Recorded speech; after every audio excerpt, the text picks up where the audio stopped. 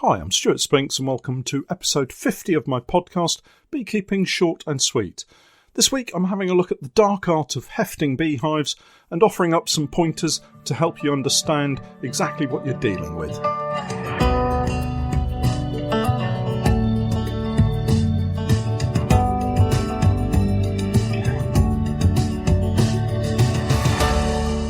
Beekeeping Short and Sweet, a beekeeping podcast for the inquisitive beekeeper with a short attention span. A beekeeper, in fact, just like me. Firstly, today I wanted to say a big hello to Beth over in Pennsylvania in the States, listening to my podcast on Spotify while studying for her nursing degree.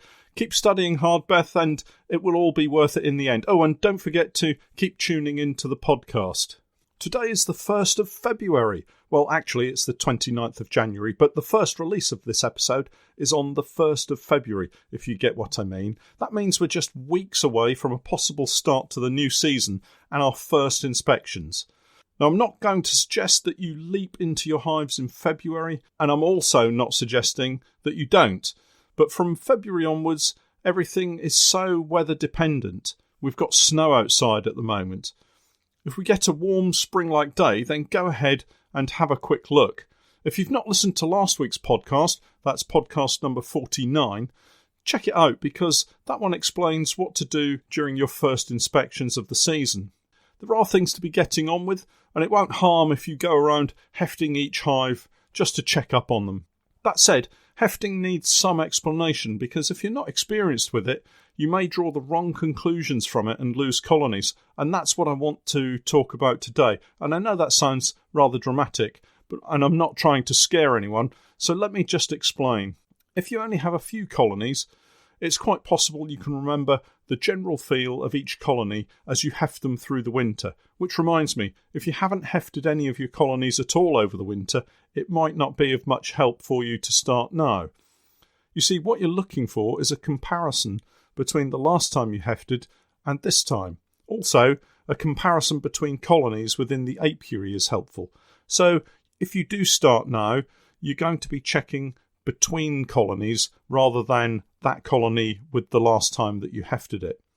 But this is where inexperience can give you false impressions. Let's imagine that I have an apiary with 10 beehives in it, which I do happen to have, and they're all the same hive type, commercials.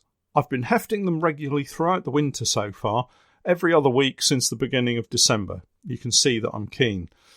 So far, they've all appeared to be around the same weight, not overly heavy, but not what you might call light.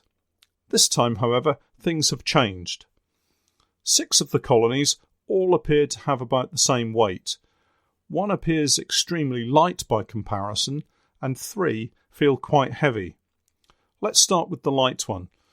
Remember, if you're going to remove the crime board, always have your bee suit on and smoker lit and at the ready. You might never need them, but one day when you don't do this, it'll be the one day that the colony gets grumpy and chases you down the garden path. So, the light colony. When I look inside, I find a reasonably large cluster alive and well. I would do no more than pop a large pack of fondant onto the holes in the crime board and leave them to it. I have fondant in 1 kilogram packages, so I'd place 2 of those packs on this colony. It appears they're fine and healthy and just a bit light on stores. I close them up and check again on them the following week. The first of the heavy hives has a smaller cluster of bees than the one I just looked at. However, checking on the frame next to the cluster, I find that it's full of liquid food stores and the bees have been using it. This colony appears to be fine. Just a frugal colony that doesn't use as much of their stores as other colonies. I can close them up without doing anything to them. They've plenty of food stores, and as long as the weather holds, they should be fine. The second hive has a smaller cluster, still alive but tight up against the side wall of the hive. Checking the frame nearest the cluster, there's very little food in it, apart from a large band of solid ivy honey that's crystallised in the cells. Looking at other frames in the box, there appears to be plenty of liquid honey for them, but the bees just don't seem to be able to move over to it or don't want to move over to it. This appears to be the start of isolation starvation, and we've caught them just in time. Isolation starvation is pretty common. A cluster of bees finds itself trapped away from food stores, and for me, I find it's normally because they can't bridge across solid stores of ivy. We get a lot of ivy honey here in Norfolk, and they get stuck in a spell of cold weather.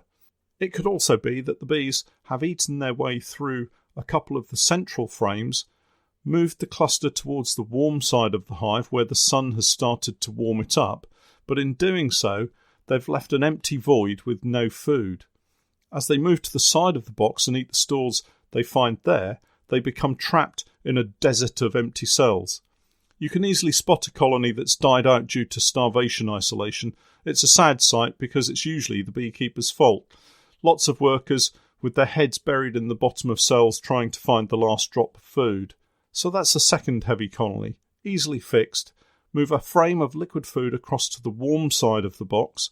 Open a few cell cappings to release the honey and do the same on the other side of the brood nest. I do that as quickly as I can and shut them back down, trying to keep the warmth in as much as I possibly can, and certainly not breaking open the cluster. The third heavy hive is dead. I can't tell why until I check my records and find that this was quite a small nucleus colony that I wanted to try to get through the winter, but had reservations about their size. Two things here. Keeping good records throughout the season will help you look back and check up on situations to try to find an answer for something that may have happened. A bit of detective work, if you like.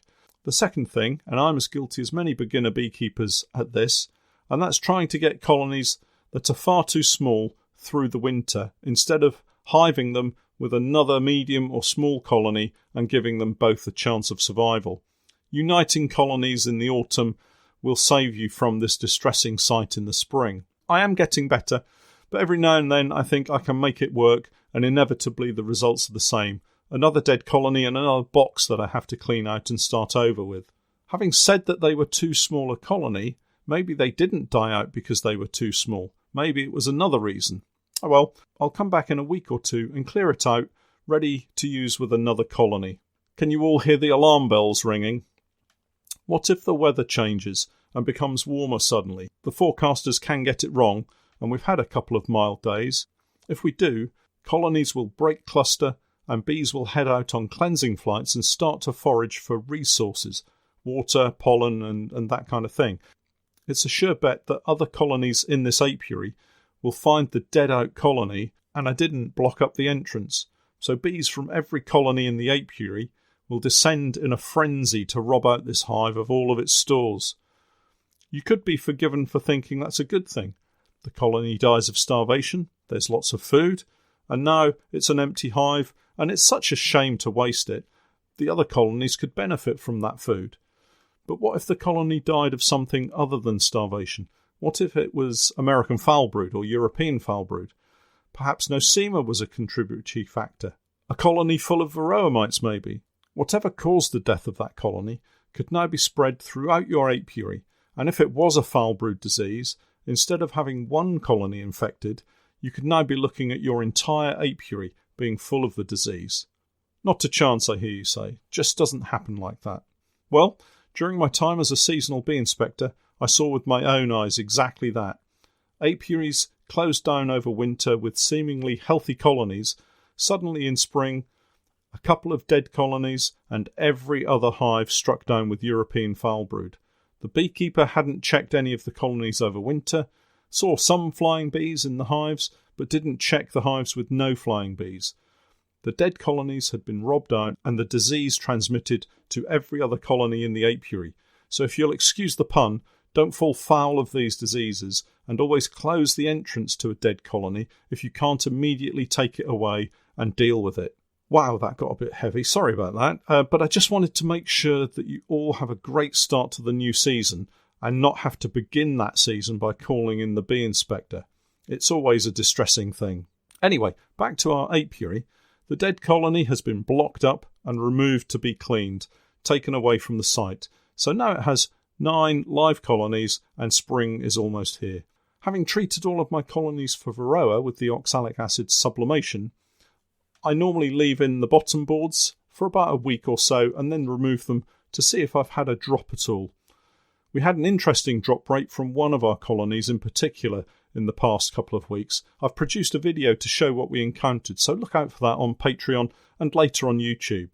The boards stay out from that point onwards as it helps with the airflow around the colony. Condensation can be a problem. I've found that on some of the poly hives you can see it quite clearly. Obviously the water doesn't soak into the poly material like it does with wooden hives, but in all honesty, by the time I get round to my spring clean routine, and that starts normally in March, most of the signs of condensation have gone. Once all the colonies are checked, it's time to turn our attention to making up frames. I've got several hundred brood and super frames already made up. They just need wax putting in them. I like to leave this as late as possible so that the wax doesn't dry out too much. Bees love fresh foundation, especially when there's a nectar flow on. If you have old wax, don't despair. Warming it gently with a naked flame releases the oils held within, and the bees will be straight on it. There are other jobs to be thinking about, but I'll leave that until next week. I think I've given you quite enough to be going on with. Well, I hope your hefting goes well and that your colonies are all thriving and you're all set for the spring. Make sure that you're well prepared for the coming season, and I'm sure everything will work out fantastically well for you, as long as the weather plays ball, of course. Well, that's it for this week. Thanks for hanging around until the end of the podcast. I'm Stuart Spinks, and that was Beekeeping Short and Sweet.